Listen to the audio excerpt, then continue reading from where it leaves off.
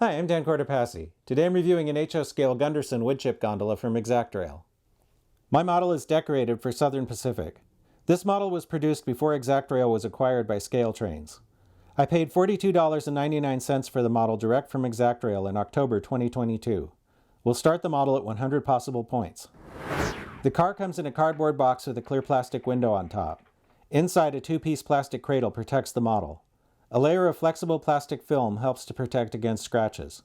This is a good box that should protect the model for storage and transport.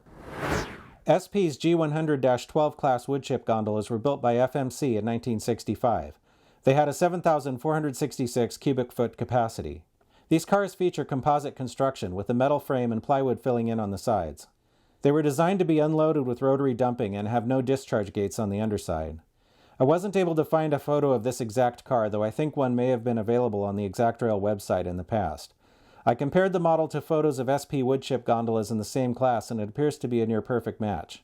I did notice that on some cars in this class, the right-hand vertical support for the shortened side ladder extended all the way to the top of the car. Some were truncated, as on the model. This car was sold by ExactRail as a one-off with the custom chalk graffiti on one side.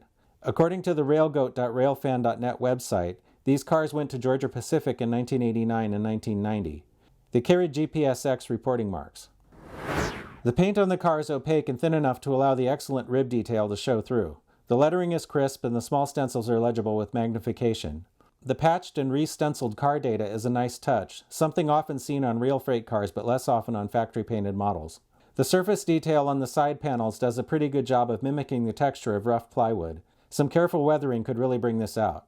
The side bracing is nicely done.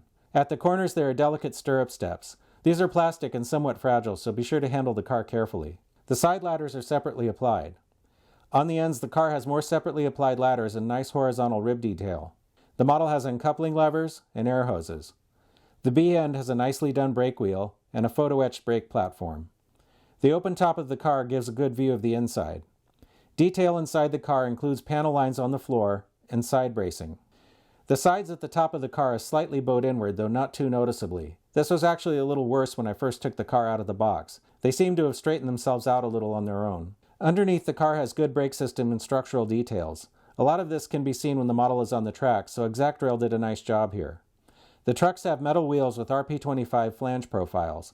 The roller-bearing end caps don't rotate. In all, the car looks to be nearly identical to this older ExactRail version I purchased years ago. The car has Kadee scale couplers on both ends.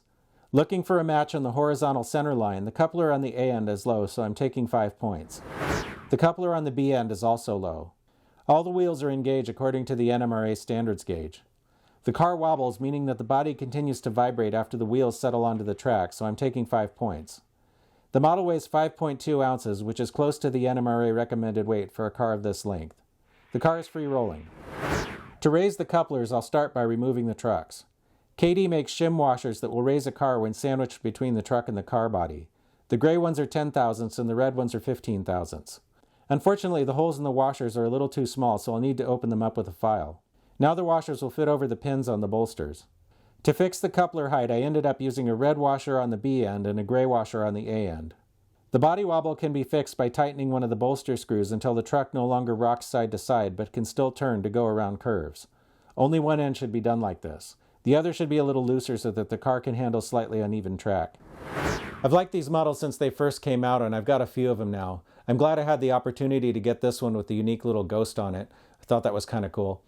I'm really hoping that ScaleTrains will continue to release these cars, and other ExactRail cars too, because I think in general ExactRail made some pretty nice models, so I'm looking forward to seeing more of them.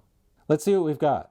Both couplers were at the wrong height and the car wobbled, so I took 15 points in the standards and operation category.